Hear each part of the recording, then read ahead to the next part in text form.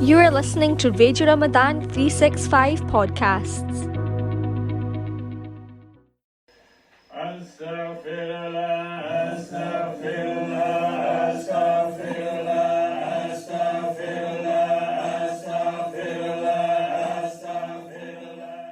Assalamu alaikum wa rahmatullah, Sheikh Saab. Wa alaikum salam, Sajjad Saab. How are you? So we're covering your book, Zawia Discourses. So chapter 10, self-pity and depression. You like self-pity to be like weather, but depression to be like persistent weather. So you're saying that self-pity is the pixel and depression is the big picture. That's a very useful metaphor. And I do think that is how it works. I must be very careful with how I frame this because it can sound really arrogant and dismissive. Mm.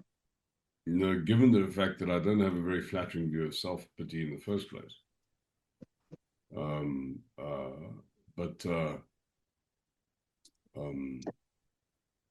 I do speak with some authority because my mother was, I think she was a clinically depressed person. I mean, I think she was, you know, she herself has said she never knew a moment of joy in her life. It was all just she was a depressed human being. Mm. So there is a thing like that. I mean, the depression is real. The problem is that it's like, you know, it's dealing with depression is a little bit like dealing with a toxic relationship. You know, I mean, if you describe a relationship that you have with somebody that you just think is sort of dysfunctional, and you know, this person's so awful, and if somebody said, you know, what kind of a relationship do you have with this person? It's a very bad relationship, you know. So it's like when you're describing the relationship, it's like it's almost you're describing a phenomenon in the world like an ox. It's like a real thing, not realizing that what you're describing is actually an abstraction. It's not a real thing. You know, it's like the weather is the constituting datum points of climate. You know, if you don't ever experience a climate. You know, for you to experience the climate of the UK, you have to live in the UK for 5 years. Then you experience the climate. What you experience in any given point in time is instances of weather. And the climate is an abstraction that you draw. It's a picture you draw in your mind of instances of weather. What exists is the weather. The climate is an abstraction. Just like climate is an abstraction, relationship is an abstraction. You know, what exists are instances of interaction. So the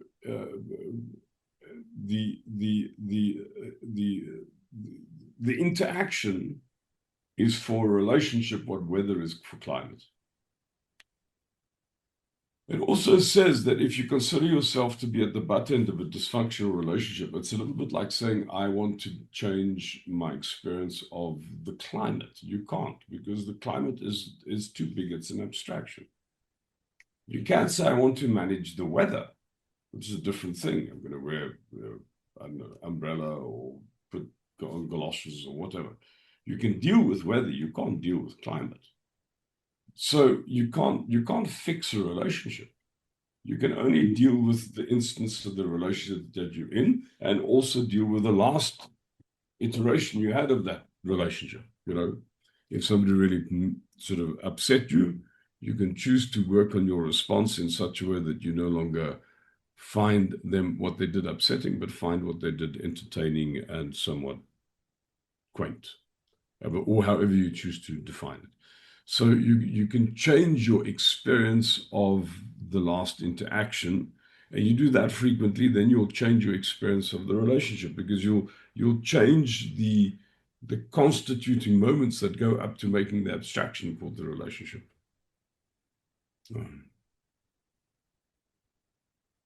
Yeah. So depression's like that. In a given instance, I am unhappy.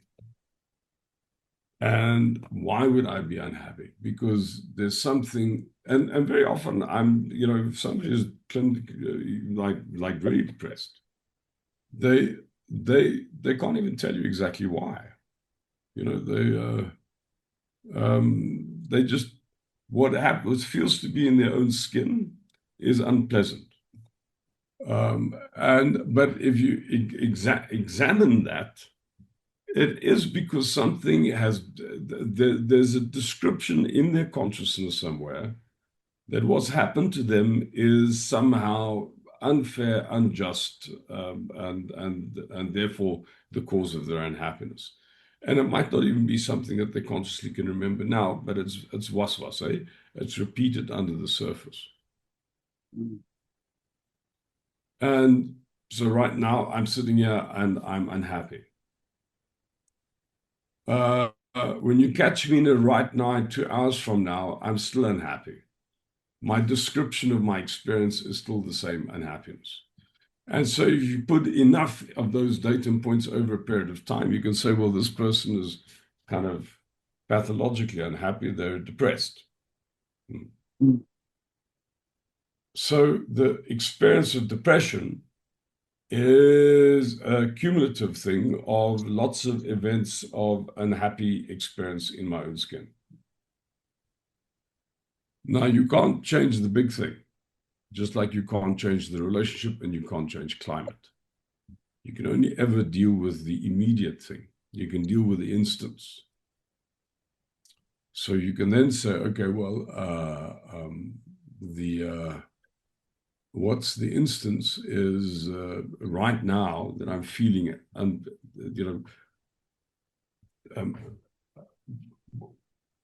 how can I recalibrate my description of what I'm experiencing right now in such a way that it's actually remotely pleasant to be in this moment that I'm in.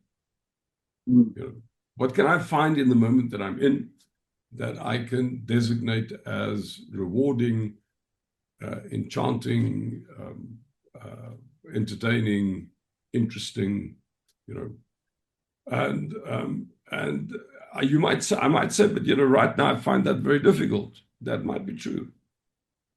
I might be finding it very difficult right now, but that doesn't mean to say it's impossible. Because that's like saying nobody can develop an acquired taste. Everybody can develop an acquired taste. You can find something which isn't interesting. You can, over a period of time, you can cultivate a fascination for the thing. So if you start to do the work of incrementally creating a more pleasant experience of the moment that you're in that moment, then over a period of time, your experience gets less dark. So the depression gets softened because there's the instances of unhappiness are fewer. So it's incrementally shifting the thing. The reason why it's useful to think of it like this is depression robs you of agency. You say, I'm a depressed person, you're saying, but the cumulative sort of weight of my chemical makeup, of my history, of my personality, all of these things together create this phenomenon called depression. And I suffer this depression as like a cloud over my head. It defines me. Whereas if you say, hold on, but that cloud is only instances, and instances is like the instance that I'm in. How can I rescue the instance that I'm in so that I find something in it which is pleasant and happy rather than unhappy? Then I incrementally start taking back my agency. I start winning back for myself the power over my own life. Mm. And it's not to say that this is going to be an instant thing, because particularly if you've got a long-standing experience of unhappiness and depression, then this is a worthy struggle, and it's something that could take a very long time. But I think it's doable. I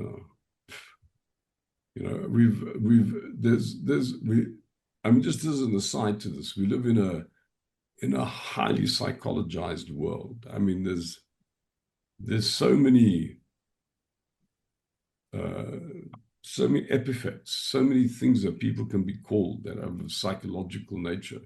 I'm this kind of person, I'm that kind of person, I'm on the spectrum, and everybody has some sort of a designation of dysfunction. I mean, this is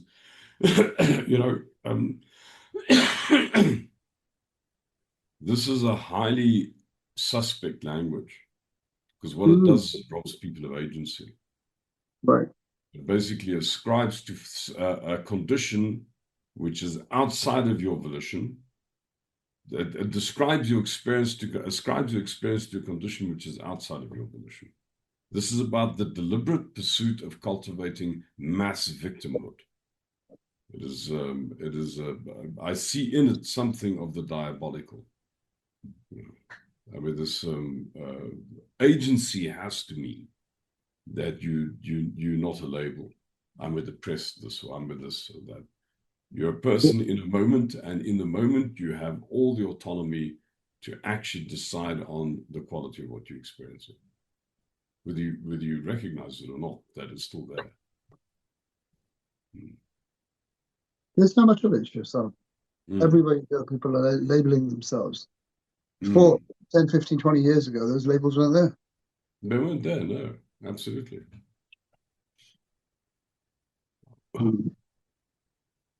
Am I right in saying that the way to change things is in the small pixel rather than the big picture?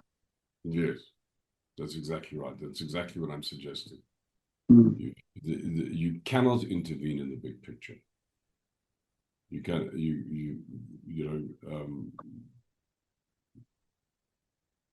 it is like cutting down the tree you're standing on. I mean, you can only deal with the moment by moment. So in a practical way, if we have friends or family who are depressed, then we should focus on changing a small part of their life, or even a moment. But changing the whole life isn't possible, right?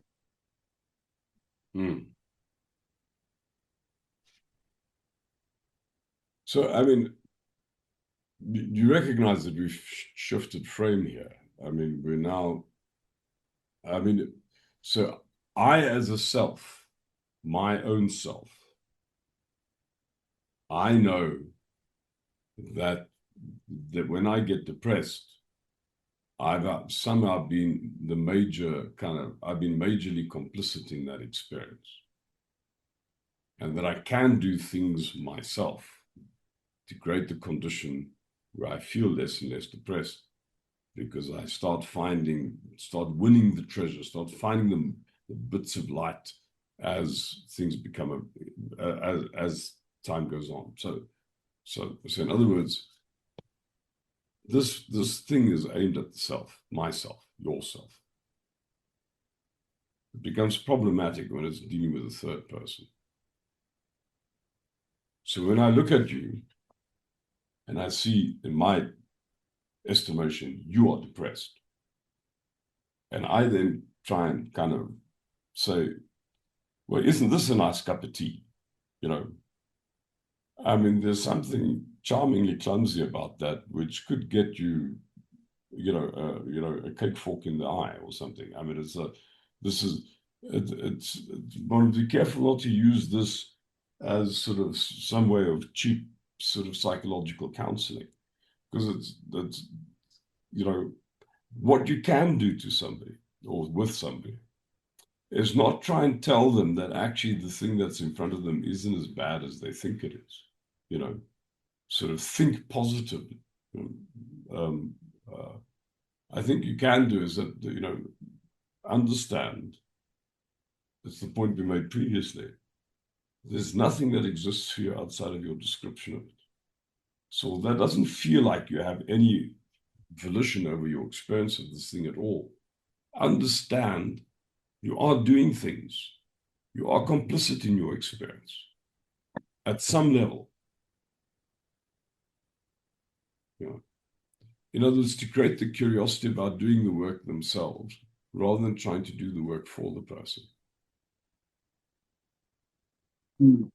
I mean, sometimes it is helpful, I know sometimes,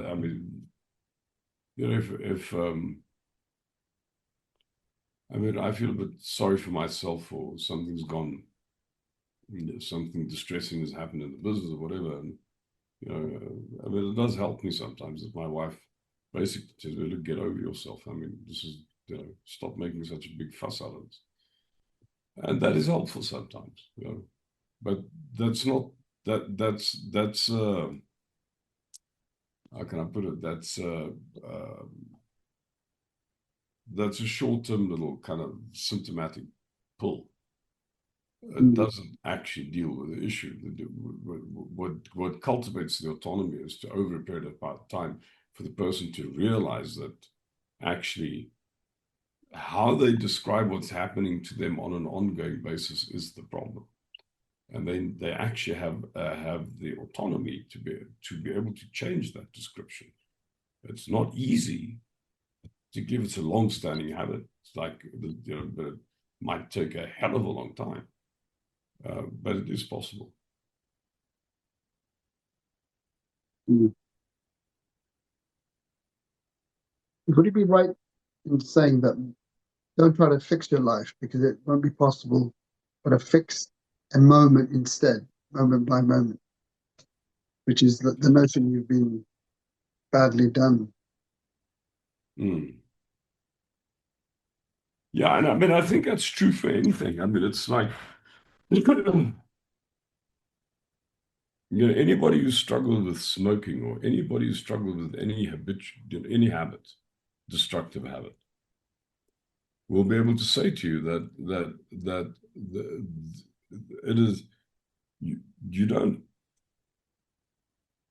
I didn't stop smoking.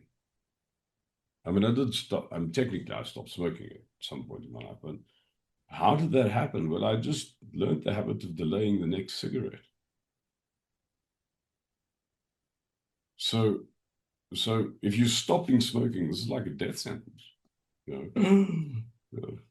It's like, God, there's in my future, there's no cigarette. Oh my God, how's life possible? But I'd certainly delay the next cigarette. And you just delay the next cigarette, and you can delay the next cigarette into perpetuity. And then suddenly one day you wake up and you're no longer a smoker. It's a hell of a lot easier to delay the next cigarette than it is to stop smoking. So that's how it is with any of the things that really bother us or things that we're trying to fix or address, is break it down to the smallest possible instance, because that makes it doable. If it's the big thing, it's not doable. Mm. Why do you think that depression is an expression of kufr? I beg your pardon?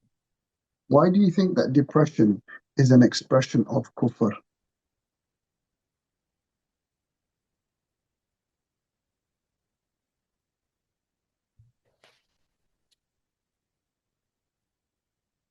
Man, I can hear the ice creak. Because again, this is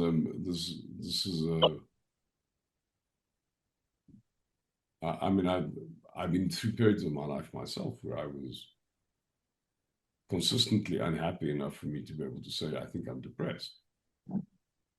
And if somebody were to then turn around and say, you're a kafir, I would be deeply offended. I mean, that's unfair. That's not right. That's too crass. But I think it is useful to think of kufr as instances of kufr, rather than kufr as a big phenomenon,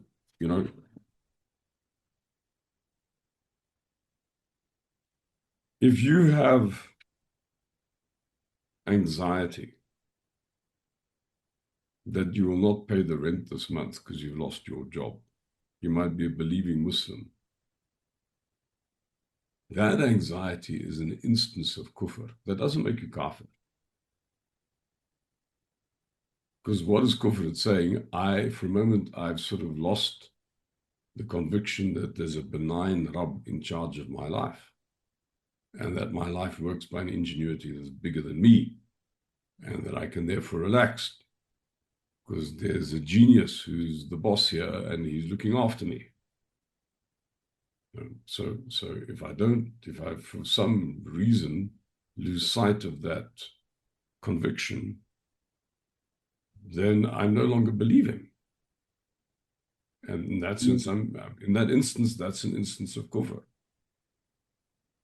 Now, if you look at any instance of unhappiness, there's two elements to this. And there's a backward-looking element and there's a forward-looking element.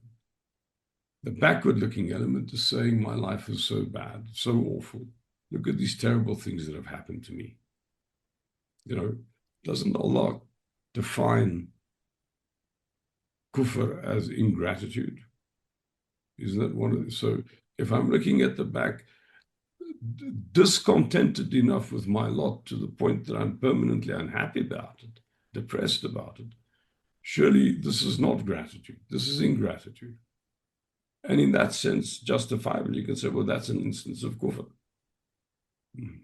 And then based on that, if I look forward at life, and it's so dark and so black that there's, I feel completely overwhelmed and I cannot deal with things, then you can also say, well, I mean, that's also, that's denying the fact that there's a benign boss who's your ally and is your benefactor and is in charge.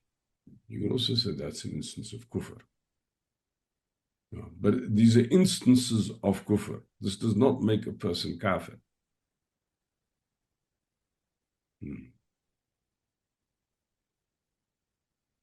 Thank you very much for that, Sheikh Saab. We'll draw that to conclusion until the next chapter.